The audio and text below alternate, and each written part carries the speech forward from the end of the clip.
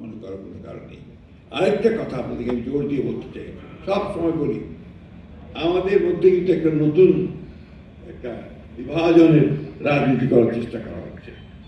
ধর্মের নাম নিয়ে আমাদেরকে বিভক্ত করার চেষ্টা করা হচ্ছে, এটাও আমাদের জন্য সঠিক নয়।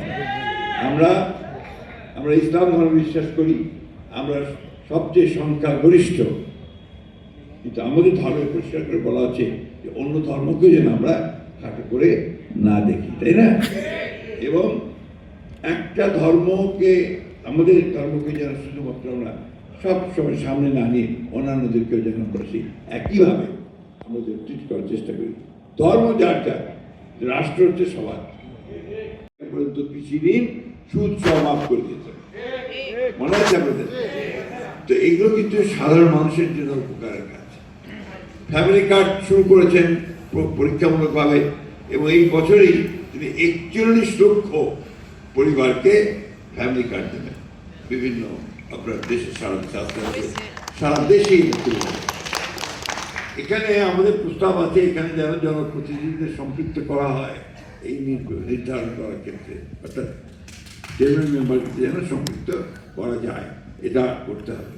আমরা সেই কাজটাও করছি, এবং প্রতিটি উন্নয়নের ক্ষেত্রে আপনাদেরকে সম্পৃক্ত করা, জনপ্রতিনিধি সম্পৃক্ত করা, এটা খুব বেশি প্রয়োজন বলে আমি মনে করি। তা নাহলে শক্তিশালী হয় না। শুধু সরকারি কর্মকর্তা দিয়ে ইউনো সাহেব সব করবে, তাহলে আপনার স্থানীয় সরকার শক্তিশালী হবে না। বাস্তব কথা। অর্থাৎ স্থানীয় সরকারের যারা প্রতিনিধি, চেয়ারম্যান মেম্বার, তাদেরকে কিন্তু আপনার শক্তিশালী করতে হবে, যেটা আপনারা বলেছেন ক্ষমতায়ন করতে হবে। সেই ক্ষমতায়নটা হচ্ছে আপনাদেরকে শক্তিশালী করা, আপনাদের ক্ষমতা বৃদ্ধি করা। আমি সম্পর্কে অনেকে অভিযোগ করে যে ত্রাণ মন্ত্রণালয় থেকে বা সরকারের বিভিন্ন জায়গা থেকে যে আপনাদের কাছে যে বরাদ্দ যায়, জনগণকে দেওয়ার জন্য ত্রাণ বরাদ্দ যায়, সেটা যেন আপনার সঠিকভাবে বিধি বন্টন হয়। গরিব মানুষের হক, সে হক যেন নষ্ট না হয়, তাই না? এই বিষয়গুলো কিন্তু আপনাদের খুব বেশি করে দেখা উচিত। দুই একজনের জন্য আপনাদের সামগ্রিকভাবে আপনাদের সুনাম নষ্ট না হয়, এই কথাটা মনে রাখতে হবে। যে আপনাদেরকে একটা আন্দোলনের মতো করে সেটা করতে হবে। আপনাদের অত্যন্ত সত্য কথা যে আপনাদের যে ভাতা দেওয়া হয়, সে ভাতা অতি সামান্য। আমি নিজে পৌরসভার, আমাদের সময় ছিল পৌরসভার চেয়ারম্যান, আমি প্রায় 1988 সালে ঠাকুর পৌরসভার চেয়ারম্যান নির্বাচিত হয়েছিলাম। আমি সেই জন্য জানি আপনাদের বিষয়গুলো, সমস্যাগুলো। আমি ওই জন্যই বলি যে আমি একদম মাঠের রাজনীতিবিদ, মাঠ থেকে উঠেছি আমি, আপনার উপর থেকে আসিনি।